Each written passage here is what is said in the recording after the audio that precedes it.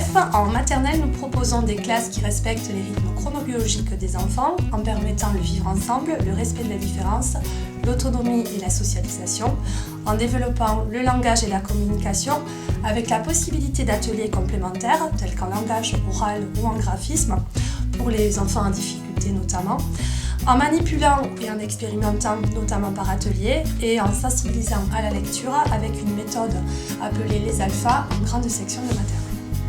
Donc au cycle 2, à l'école Saint-Joseph, au cycle 2, avec ma collègue du CP, donc moi j'ai le CE1, avec ma collègue du CP, on pratique régulièrement des échanges de services. Donc à plusieurs reprises par semaine, je prends ces élèves par exemple pour les activités d'éducation physique et sportive et elle récupère les miens pour l'art visuel, l'art plastique. Donc dans ma classe de CE1, ce que je pratique c'est ce qu'on s'attend vers ce qu'on appelle la pédagogie institutionnelle, c'est-à-dire des temps forts dans la semaine qui sont par exemple le conseil, ça peut être un conseil des métiers, un conseil des ceintures de comportement.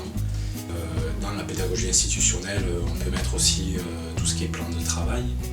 Donc voilà, chaque semaine, sur une durée de 3 semaines, je dirais plutôt, ils ont un plan de travail sur lequel ils basculent dès qu'ils ont un temps d'autonomie.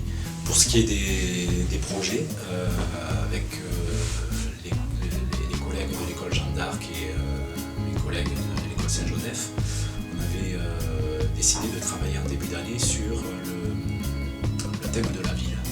Donc voilà, on axe pas mal d'apprentissage autour de ce thème, en découverte du monde, mais aussi en sciences, en littérature, en art visuel.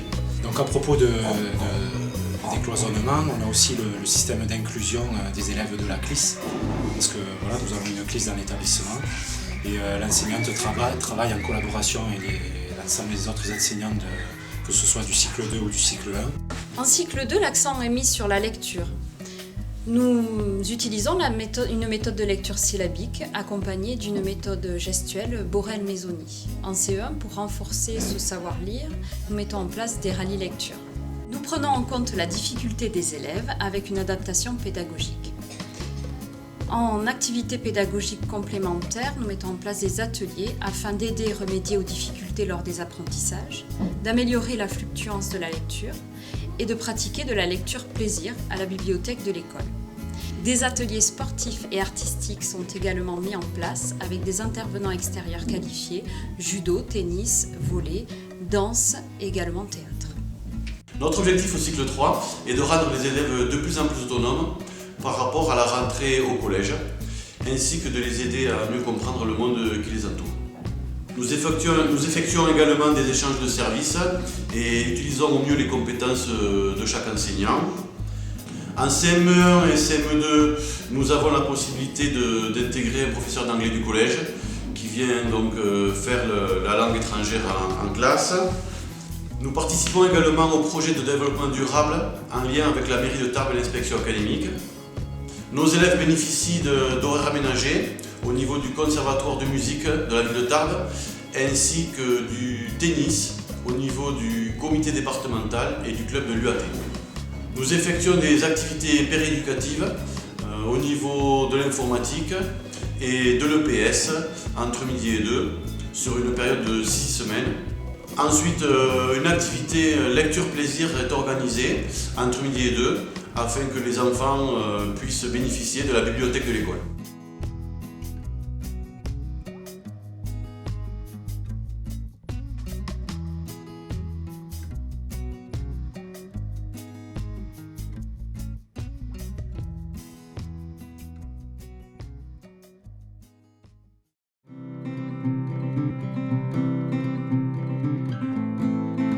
La 6e, une place charnière dans la vie d'un collégien. Et à Jeanne d'Arc, nous sommes particulièrement soucieux de l'intégration d'un élève et de sa réussite. Et nous mettons tout en œuvre pour l'épanouissement de chacun d'entre eux. À Jeanne d'Arc, les élèves en 6e donc, bénéficient de 2 heures de soutien. Soutien qui leur permet justement de pouvoir approfondir des points qu'ils n'auraient pas compris en cours ou tout simplement rattraper quand ils ont été absents. À Jeanne d'Arc, nous offrons des horaires aménagés en partenariat avec le Conservatoire de musique, mais aussi avec le tennis et le basket.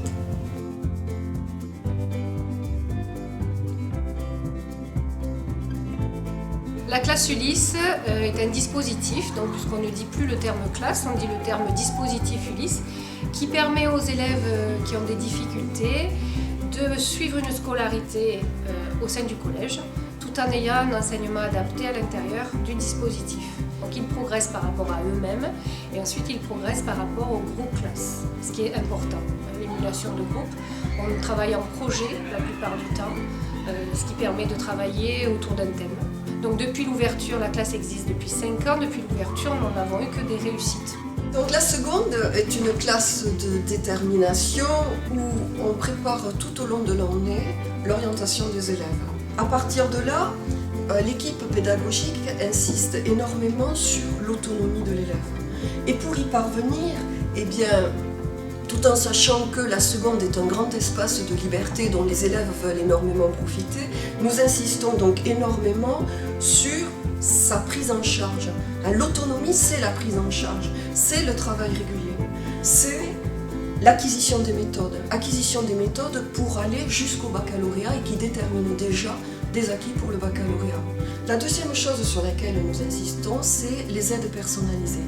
Les aides personnalisées, tout comme le DS, est planifié sur un créneau de 2 heures, soit 2 heures en consécutive, soit 2 heures planifiées sous 2 fonds de créneau 1 heure durant la semaine. Et là, les objectifs sont différents.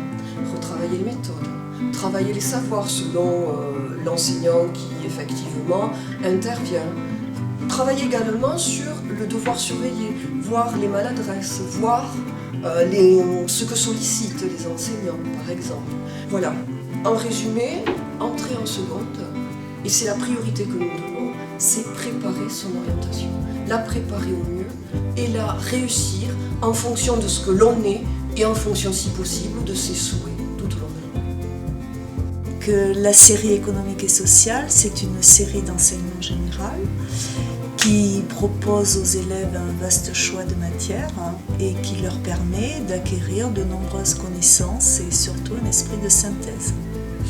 C'est donc de nombreuses matières qui vont permettre à ces élèves d'avoir un choix important au niveau des orientations dans des domaines variés comme la gestion, la finance, la banque, les métiers de documentation, de communication, tout ce qui concerne aussi les carrières juridiques.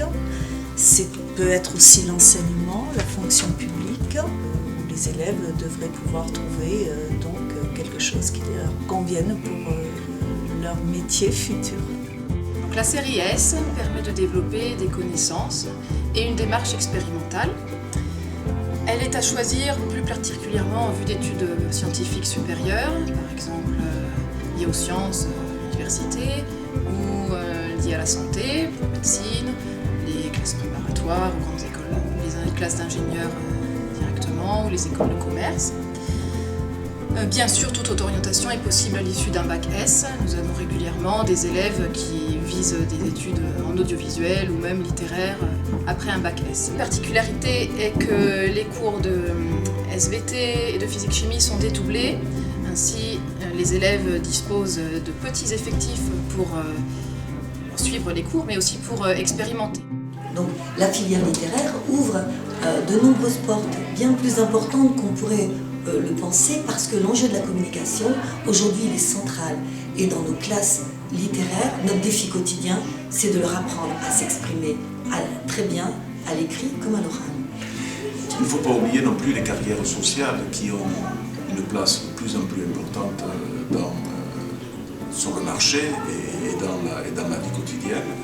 Et ces carrières sociales ont besoin d'une connaissance aussi littéraire, du mode d'expression dont on vient de parler, une qualité d'expression, une qualité d'écoute aussi. Je crois que la société se rend compte à quel point on a besoin de personnes qui ont une ouverture littéraire et qu'on a bon espoir quand même que cette filière regrossisse dans les années à venir.